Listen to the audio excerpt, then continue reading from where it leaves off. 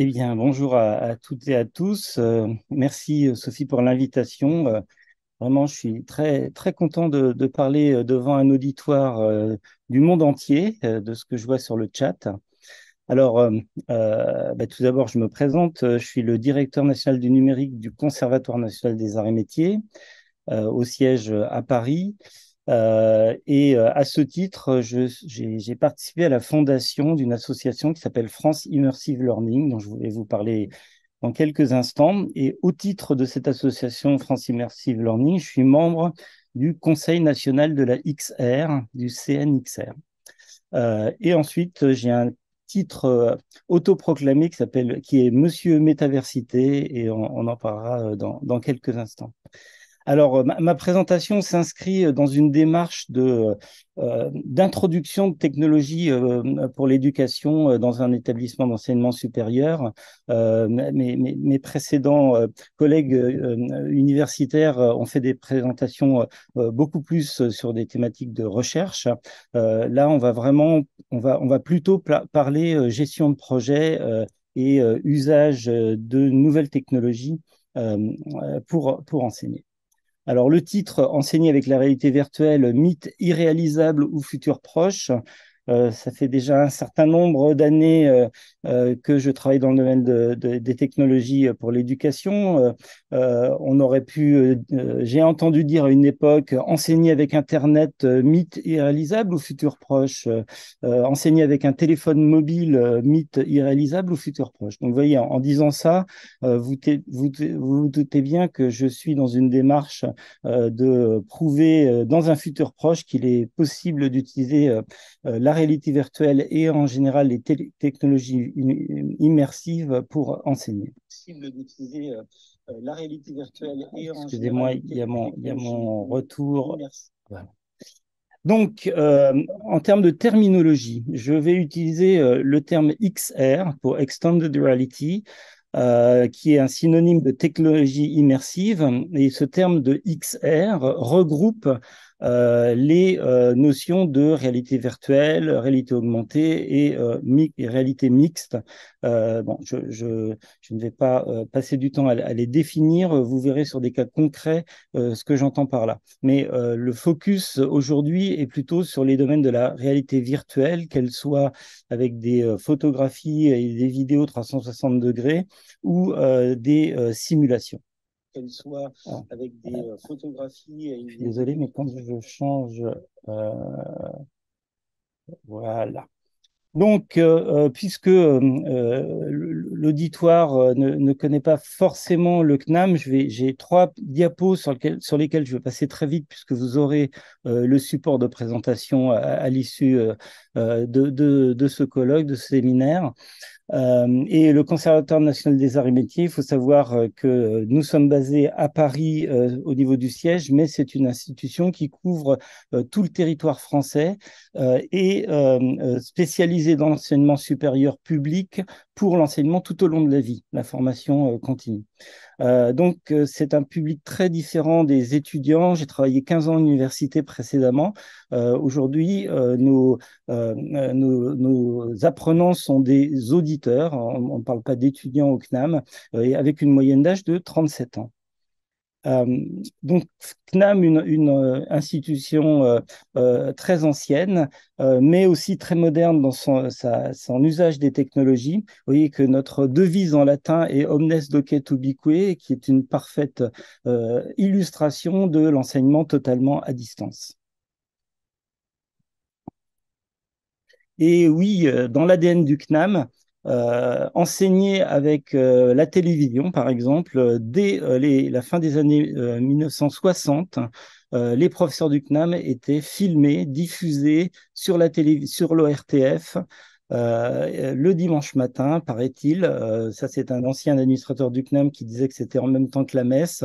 je ne sais pas, mais vous voyez, il y avait aussi des télévisions qui étaient dans les salles de classe. Donc, quand depuis que je travaille, moi, depuis 5 ans au CNAM et que j'accompagne avec l'équipe d'ingénieurs pédagogiques les enseignants à la prise en main de technologies, ils savent que le CNAM a ce passé. Ils savent que les précédents enseignants ont utilisé des technologies dès les années 60. Et c'est une posture qui est intéressante parce que un enseignant du CNAM, il ne vous fera jamais de problème pour être filmé quand il fait un cours. Dans mes précédents postes, c'était beaucoup plus compliqué à gérer.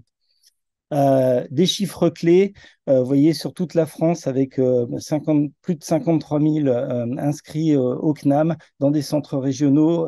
Et on a l'habitude de dire que le soleil ne se couche jamais sur le CNAM, puisqu'il y a nos amis en Polynésie qui ont 12 heures de décalage avec nous, ce qui n'est pas évident pour travailler au quotidien.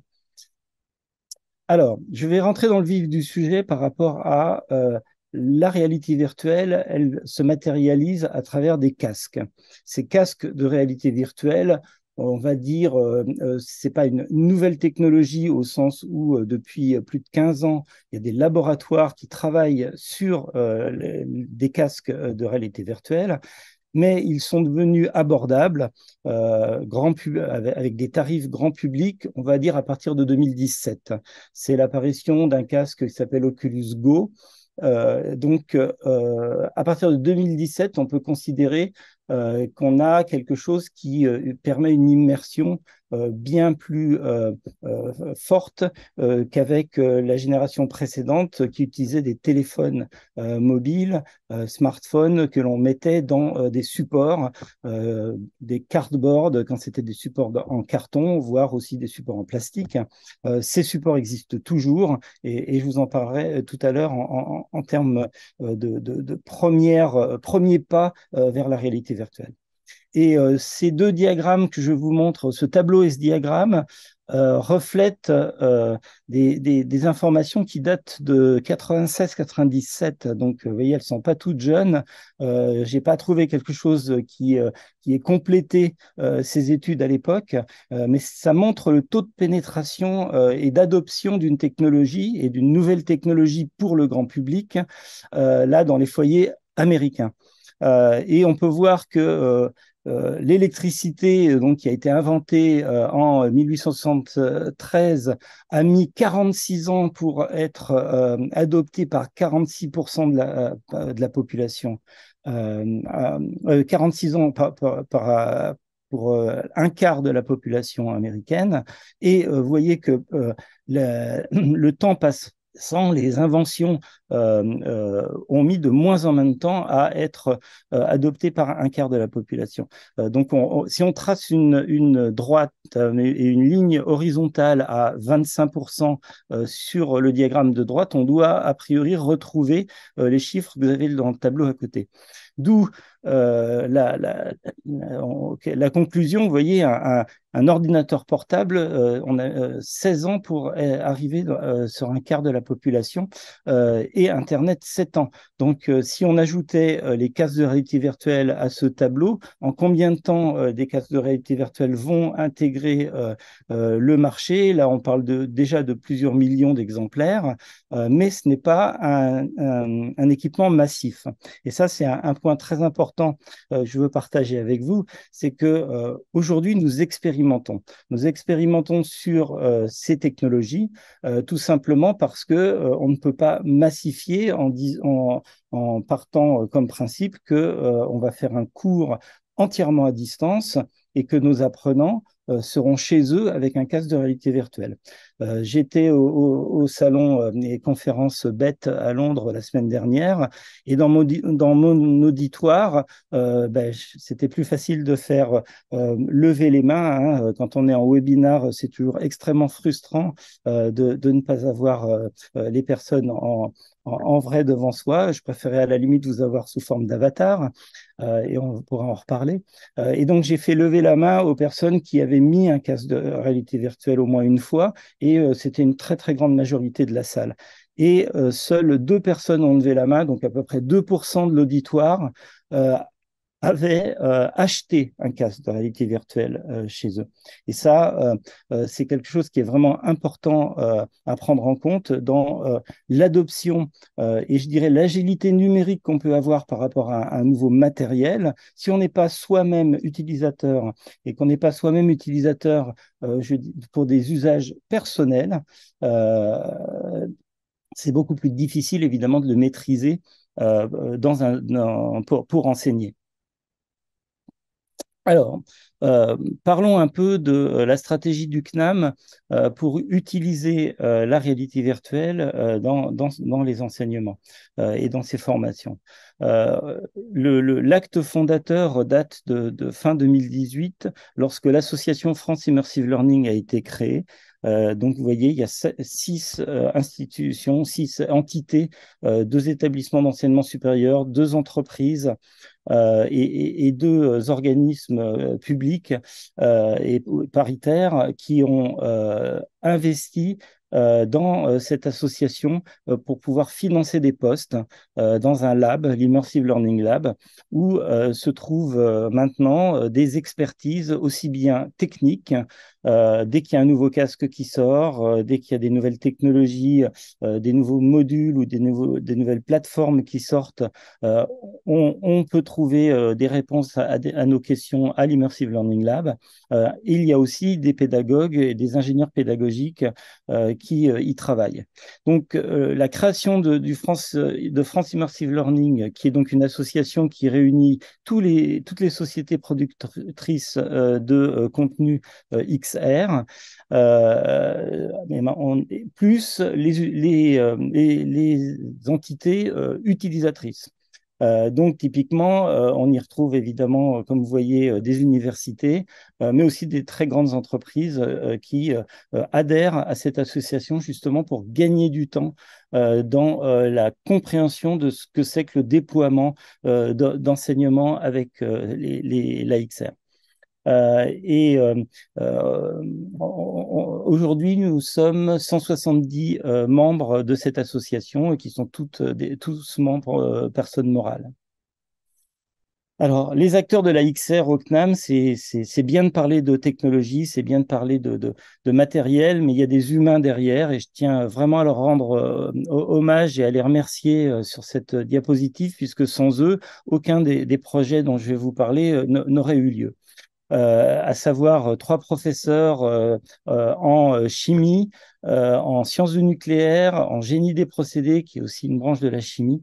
Donc, ces trois professeurs sont les précurseurs et les expérimentateurs de ces technologies et ils sont suivis là en ce moment par d'autres dans d'autres disciplines et je vous en dirai quelques mots tout à l'heure. Et dans l'équipe de la direction du numérique, eh bien, il y a des ingénieurs pédagogiques qui ont acquis des compétences pointues justement en réalité virtuelle, qui avaient, comme Christian par exemple, un passé de développeur. Donc lui, il a une compétence multiple, technique et pédagogique. Alors, commençons par vous montrer le premier pas, et ça, c'est quelque chose que j'aime montrer. Là, je ne vous ferai pas beaucoup de démonstrations, mais à chaque fois, vous avez un QR code qui renvoie, et l'URL au-dessus, qui renvoie vers la page web que je vous montre. Donc, je vais vous l'afficher, cette page, parce qu'il s'agit donc du travail de Marie Debac que j'ai cité tout à l'heure en génie des procédés. Et ce que vous voyez là, c'est une vue 360 degrés. Une vue 360 degrés, alors sur la vidéo, il va falloir que je mette la petite caméra devant moi à cause du... voilà, vous voyez, j'ai une caméra qui a 2 objectifs qui sont des fisheye, c'est-à-dire à plus de 180 degrés d'ouverture. Et cette caméra permet de prendre d'un seul coup une photo qui est complètement sphérique. Et une photo sphérique, ça veut dire que vous pouvez la visualiser justement avec un téléphone dans un dans un cardboard, dans un casque, et à ce moment-là, vous êtes au centre de cette sphère qui peut être une photo comme qui peut être une vidéo.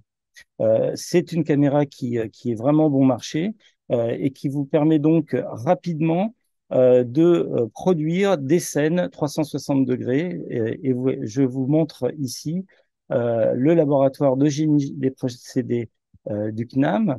Mais c'est non seulement une sphère, c'est-à-dire que je navigue du sol au plafond, mais en plus, vous voyez qu'il y a des éléments interactifs qui ont été ajoutés qui permettent d'afficher des informations, par exemple, qui permettent de faire des petits quiz, voilà, par exemple une étiquette, qui permettent d'afficher des vidéos, mais qui permettent aussi de se déplacer d'une sphère à une autre. C'est-à-dire que là, j'ai un lien qui me dit je vais à Toulouse.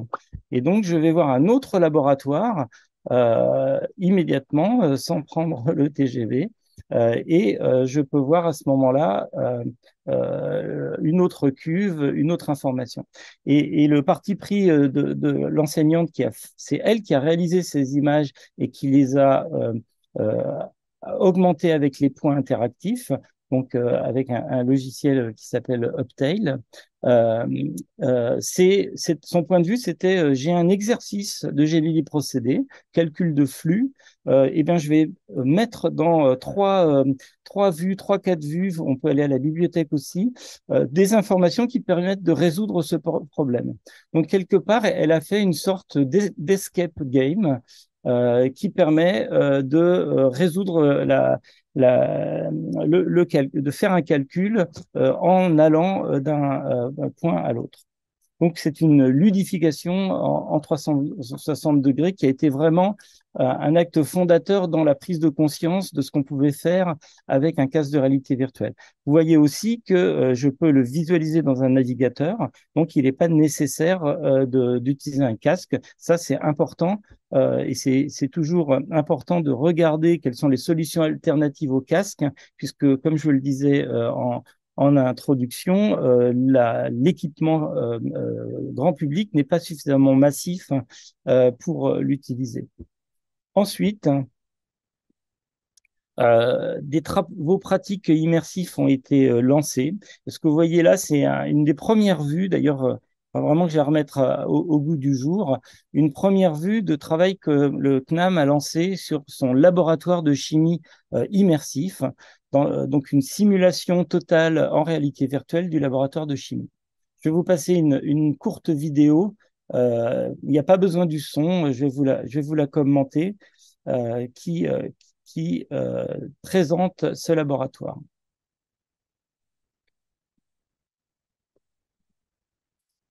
Voilà. Donc, vous voyez, on a quelque chose qui est extrêmement réaliste. D'ailleurs, il y a ce parti pris fait que une fois qu'on a chaussé un casque de réalité virtuelle, en très peu de temps, on n'a plus conscience qu'on est dans un monde virtuel. C'est aussi un parti pris qui a été de mettre tous les appareils, tous les appareillages, mais aussi tout la façon dont la salle est organisée. C'est une copie conforme que vous avez. Ah, là, on a fait tomber un bécher, vous voyez, on ouvre quelque chose qui est toxique. Les réflexes par rapport au danger, c'est quelque chose d'important. Là, c'est un rince-œil. Donc, vous voyez, le rince-œil, il est positionné dans la simulation au même endroit que dans la salle réelle. Pourquoi? Tout simplement parce que les enseignants voulaient une impression de déjà vu lorsque les apprenants, les auditeurs du CNAM, après avoir chaussé un casque de réalité virtuelle et fait un certain nombre de travaux pratiques virtuels, lorsqu'ils rentrent dans la salle de travaux pratiques réels, en fait, ils retrouvent leurs repères immédiatement. Voilà, donc ça, c'est quelque chose qui a été financé par des fonds publics, donc d'abord par la région Île-de-France et maintenant à travers un projet de l'Agence nationale de la recherche, et donc qui est mis à disposition de tout établissement public français. Donc, c'est un projet, vous allez voir, qui continue à prendre de l'ampleur, puisque il était financé jusqu'en 2023, et là, maintenant, un nouveau projet sur les jumeaux numériques est en cours. Alors, travailler avec la société qui a simulé le laboratoire, c'est quelque chose d'extrêmement fructueux. Nous n'avons pas de ressources internes au CNAM pour développer des simulations. C'est pas notre métier de lancer quelque chose d'aussi ambitieux que de recruter des développeurs en réalité virtuelle. Par contre, nous avions besoin d'étudier les traces d'apprentissage, donc d'avoir un outil, une plateforme qui visualise ces traces, et le choix de Mimbus a été grandement orienté parce qu'ils proposaient, ils étaient le seul du marché à proposer une plateforme qui s'appelle Vulcan, qui permet justement d'afficher des retours aussi bien à l'apprenant qu'à l'enseignant. Et l'annonce importante aussi est que cette plateforme est maintenant open source, et comme beaucoup d'outils technologiques actuelles, comme d'applications et de plateformes comme Moodle ou Big Blue Button, le fait que ce soit open source est quelque chose d'important pour la pérennité de son usage dans le monde éducatif. Alors, maintenant, je vais vous parler du projet qui s'appelle Génie, des jumeaux d'enseignement numérique immersif et interactif, donc, qui a été lauréat d'un appel à projet démonstrateur d'enseignement supérieur, financé à hauteur de près de 10 millions d'euros pour 4 établissements, pour faire plus d'une quinzaine de jumeaux numériques. Et donc, ce projet, d'ailleurs, la diapo n'est plus à jour puisqu'il il a été prolongé d'un an. Donc, on a commencé en 2022 et il se terminera fin 2025.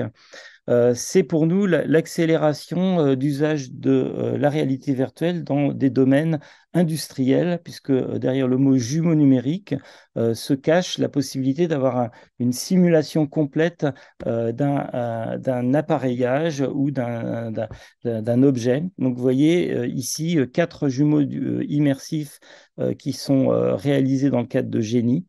Et un avion pour l'aérodynamique et la mécanique, ainsi que l'acoustique pour le CNAM, une voiture électrique en termes d'énergie énergétique, air conditionné, chauffage. Le laboratoire de chimie est considéré comme un jumeau, puisque, comme je vous ai dit, c'est une copie conforme, donc c'est un jumeau numérique de simulation, et ce financement nous permet de développer d'autres travaux pratiques, mais aussi de simuler d'autres laboratoires.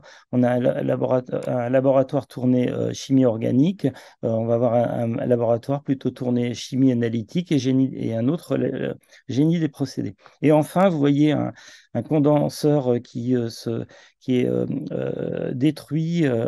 Tout simplement, c'est pour illustrer le fait on a l'ambition de faire un jumeau numérique de démantèlement d'une centrale nucléaire. Les objectifs de Génie, en quelques mots, il ne s'agit pas de fabriquer des jumeaux et de les mettre à disposition de la communauté. Il s'agit de travailler à travers différents work packages, différents ateliers, sur la méthodologie de création de ces jumeaux. Donc, aussi bien la méthodologie pédagogique que les plateformes qu'il faut mettre en place pour créer et diffuser les jumeaux. Donc, ce sont ça les livrables de ce projet pour la communauté. Et parmi les livrables, un campus immersif de type métavers est envisagé. Et pour illustrer l'usage des casques de réalité virtuelle, comme je vous disais, il y en a peu actuellement, mais Spielberg s'est emparé du sujet en 2018, justement au moment où il devenait grand public.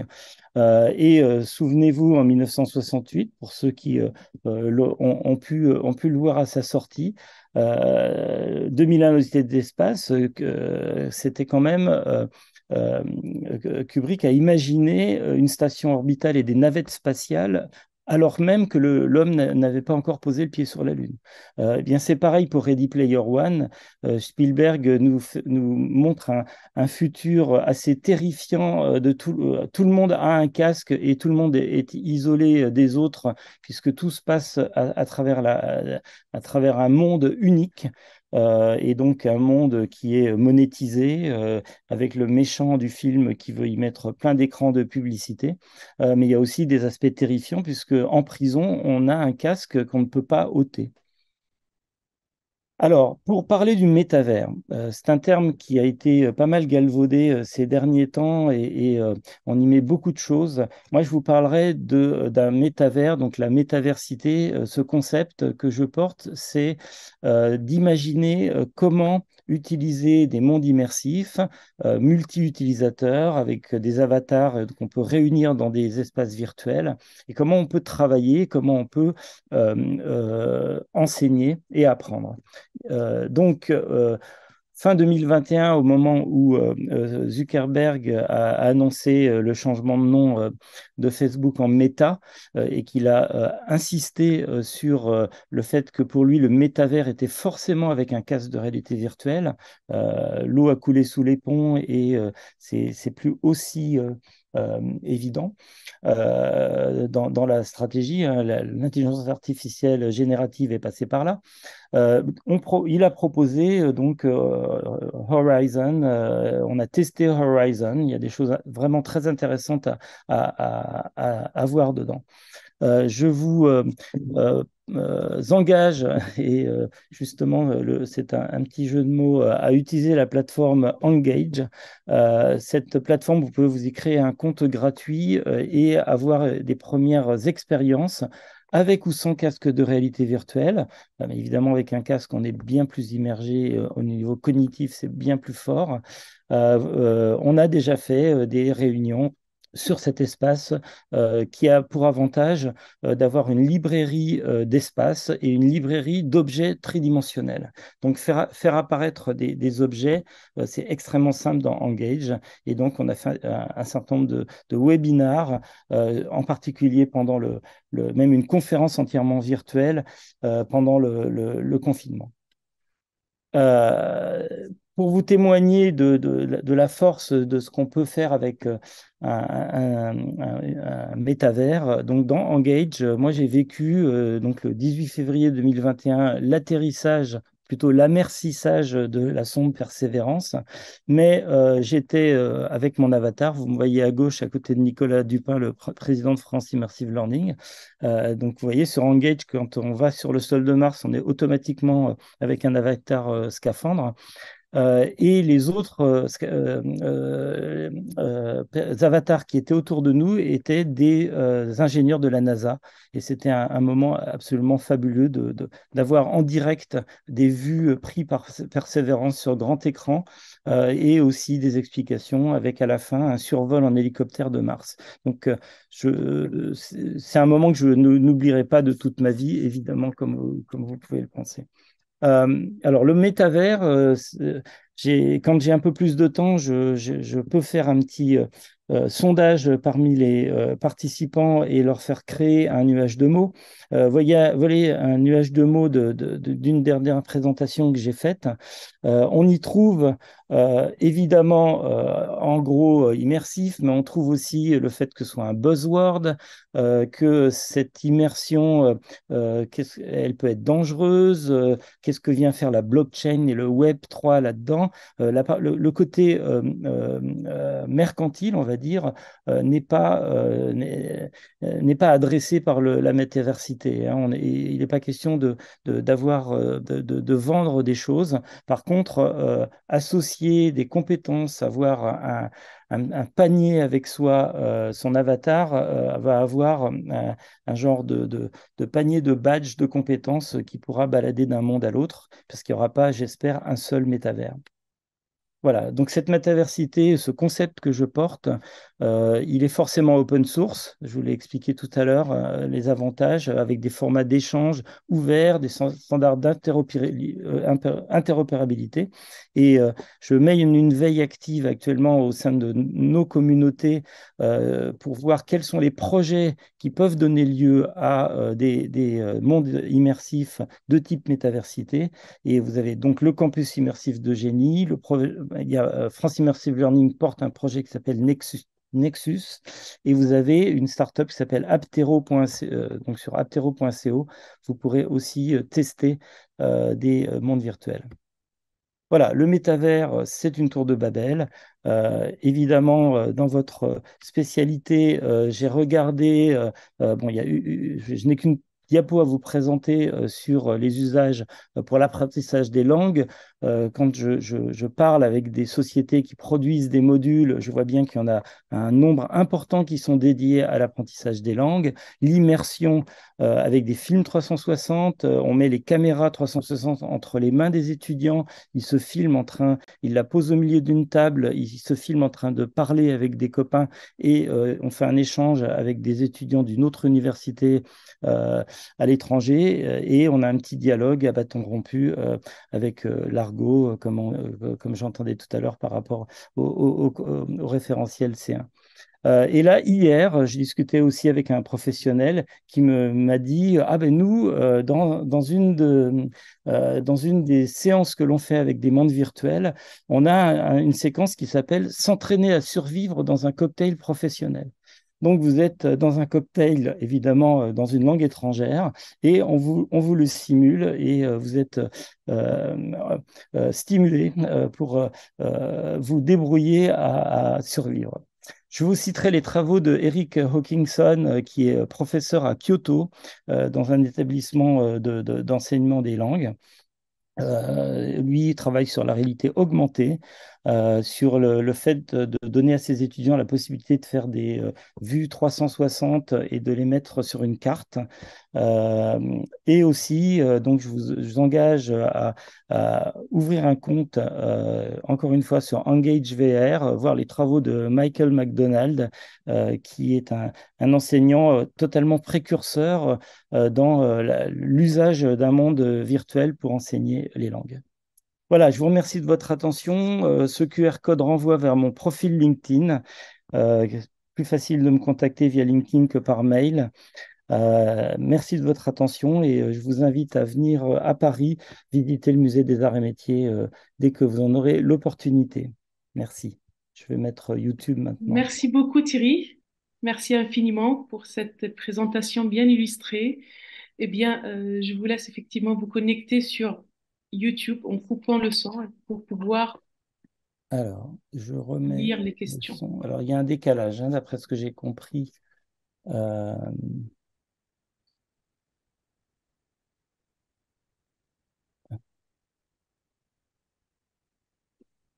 alors, est-ce que la question des problèmes de droit à l'image est pour moi ou le précédent intervenant sur la téléconférence? Euh, Parce que le droit à l'image dans le cadre d'un enseignement, évidemment, on ne le traite pas de la même on ne le traite pas de la même façon que lorsqu'on a besoin de diffuser des présentations. Donc le droit à l'image, merci, c'est pour moi. Le droit à l'image, vous verrez par exemple sur le site du CNAM, il y a une vidéo qui montre des auditeurs du CNAM en train de faire un TP virtuels, donc ils ont un casque. Bon, ils sont peut-être moins reconnaissables qu'avec un casque que sans. N'empêche que comme on les a filmés et que cette vidéo se trouve sur le site web, évidemment, on leur a fait signer une autorisation d'utilisation de leur image. Maintenant, quand on est dans un cadre privé, qui est le cadre d'un monde virtuel ou d'un monde immersif, le droit à l'image, on demande pas à nos étudiants systématiquement, évidemment, une autorisation.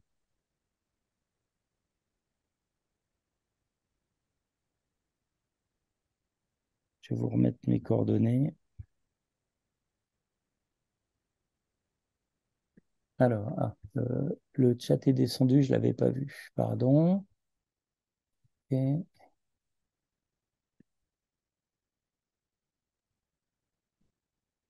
Alors, est-ce qu'il y a d'autres questions autour du métaverse?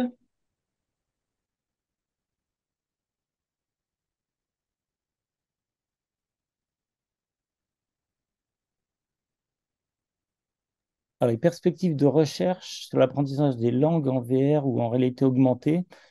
Euh, alors, c'est pas qu'ils privilégient, c'est sûr qu'il y a des effets de mode hein, par rapport aux différentes technologies.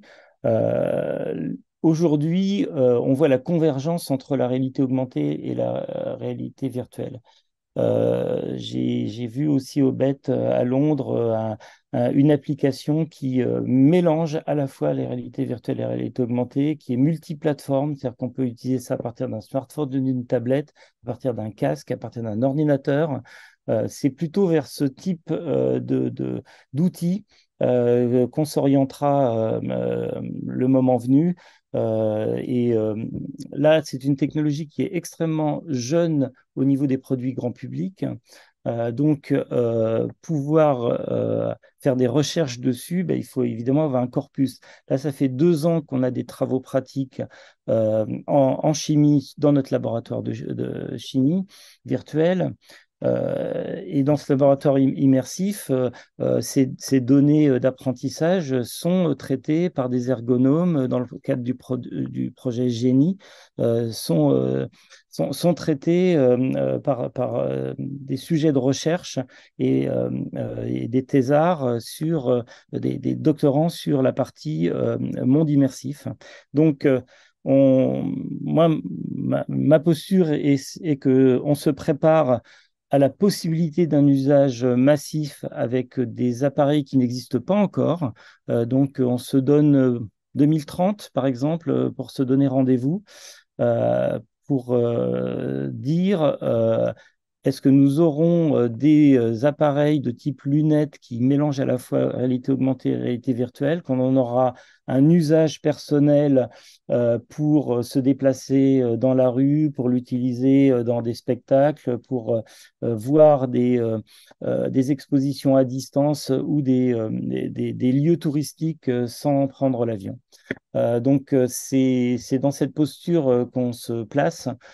C'est pas l'intelligence artificielle à la place d'eux, ce sera des agents. Euh, il y a déjà eu des articles qui sont parus il y a déjà bien 3 ans sur le fait qu'on sera accompagné par des agents virtuels dotés d'intelligence artificielle. Donc, le moment venu, on aura un avatar en face de soi. Est-ce qu'on sera capable de faire le test de Turing et de savoir si c'est un être humain ou une intelligence artificielle? On en est là, effectivement. Euh, Alors, une Ouvrir dernière un question. compte, ben, je parlais de Engage, donc c'est engagevr.io pour ouvrir un compte. Sinon, vous avez un certain nombre de modules, aussi bien sur smartphone, qui ont des présentations gratuites en se créant un compte. Y a-t-il des ressources pour l'intégration de métavers en collège-lycée? C'est une excellente question parce qu'on est en train d'y travailler. Aujourd'hui, mettre en place des casques, ça demande de la logistique, ça demande une infrastructure, ça demande des personnes qui sont compétentes. On sait très bien comment ça fonctionne dans les collèges-lycées sur l'informatique. Souvent des enseignants de technologie ou des enseignants euh, agiles en numérique qui ont des décharges. Il n'y a pas de personnel dédié. Sur les travaux pratiques sur lesquels nous on travaille, il y a une différence, c'est que vous avez des techniciens de laboratoire dans les collèges-lycées. Si on passe par des disciplines sciences physiques en termes de simulation, on pourra imaginer proposer des blocs de compétences. Donc, les organismes de formation comme le CNAM, comme l'AFPA, réfléchissent à ajouter des compétences XR à des métiers déjà existants, qui peuvent être technicien en assistance informatique, technicien de laboratoire, formateur d'adultes, et enfin ingénieur pédagogique. Un bloc de compétences XR pour les ingénieurs pédagogiques deviendra assez indispensable. Voilà, une toute Avis de dernière recherche question, avec Thierry. des entreprises, des accords partage d'exploitation, ben, c'est tout à fait. Le BTP est un champ d'investigation énorme. Les branches d'activité s'emparent de cela. Il y a aussi beaucoup de vidéos 360 en termes d'orientation pour les lycéens. Donc, un lycéen qui se dit c'est quoi la chimie, ben, il chausse un casque et il voit vraiment un laboratoire, il arpente une usine chimique avec des professionnels qui lui expliquent leur métier. Ça dure une dizaine de minutes et on a une vision comme si on y était d'un métier. Adapter des outils de simulation, formation des enseignants. Quels sont les prérequis? Ben, résonne avec ce que je disais tout à l'heure.